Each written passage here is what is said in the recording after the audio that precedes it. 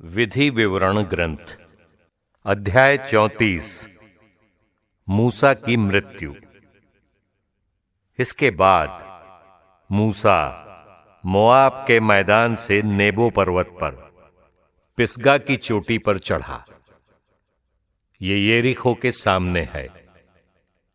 प्रभु ने उसे समस्त देश दिखाया, दान तक गिलाद को, सारे नफ्ताली, एफ्राइम और मनस्से के प्रदेश को, पश्चिमी समुद्र तक समस्त यूदा प्रदेश को, नेगेब और यर्दन की घाटी तथा सोअर तक खजूरों के नगर यरीहो के मैदान को।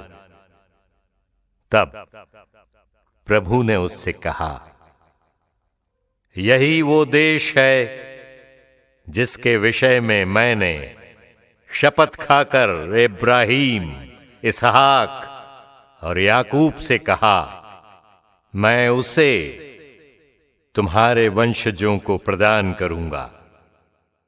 मैंने इसे तुमको दिखाया और तुमने इसे अपनी आंखों से देखा, किंतु तुम इसमें प्रवेश नहीं करोगे।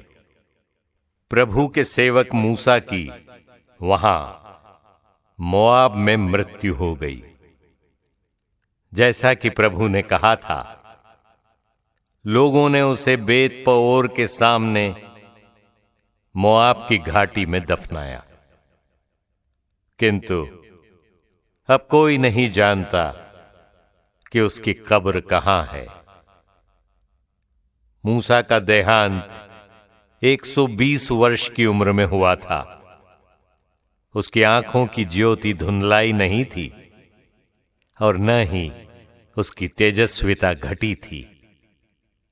इस्राएलियों ने मोआब के मैदान में 30 दिन तक मूसा के लिए विलाप किया। इसके बाद मूसा के लिए शोक का समय समाप्त हुआ। नून का पुत्र योशुआ प्रज्ञा चेतना से परिपूर्ण था, क्योंकि मूसा ने उस पर हाथ रखे थे। इस्राएली उसकी आज्ञा पालन करते और इस प्रकार वे प्रभु का वो आदेश पूरा करते थे जिसे प्रभु ने मूसा को दिया था। बाद में मूसा के सदृश इस्राएल में ऐसा कोई नबी प्रकट नहीं हुआ जिसने प्रभु को आमने सामने देखा हो। ऐसा कोई नबी प्रकट नहीं हुआ जिसने प्रभु के द्वारा भेजा जाकर मिस्र में फिरौन, उसके सब दरबारियों और उसके समस्त देश को इतने चिन्ह तथा चमत्कार और सब इस्राएलियों के सामने सामर्थ्य एवं आतंक के साथ इतने महान कार्य कर दिखाए। हर दिन एक अध्याय मिशन के तहत विधि विवरण ग्रंथ के 34वें अध्याय में मूसा की मृत्यु और योशुआ के नेतृत्व की शुरुआत का वर्णन किया गया है। यह अध्याय मूसा के जीवन का समापन है और इस्राएलियों के लिए एक नया अध्याय शुरू होता है, जिसमें योशुआ के नेतृत्व में वे प्रतिज्ञा किए गए देश की ओर कदम बढ़ाते हैं। मूसा ने अपने जीवन के अंतिम क्षणों में ईश्वर से योशुआ को आशीर्वाद देने का अनुरोध किया और योशुआ को इस्राएल का नेता नियुक्त किया। यह अध्याय हमें विश्वास, नेतृत्व और ईश्वर के कार्यों के प्रति समर्पण की गहरी समझ देता है। अध्याय 34 का संदर्भ और मुख्य संदेश। 1. मूसा की मृत्यु और ईश्वर की योजना। मूसा का निधन ईश्वर की इच्छा के अनुसार हुआ। वो जिस भूमि को देखने के लिए व्याकुल थे, वो भूमि उन्हें नहीं मिली, लेकिन उनका विश्वास और आज्ञाकारिता कभी कम नहीं हुई।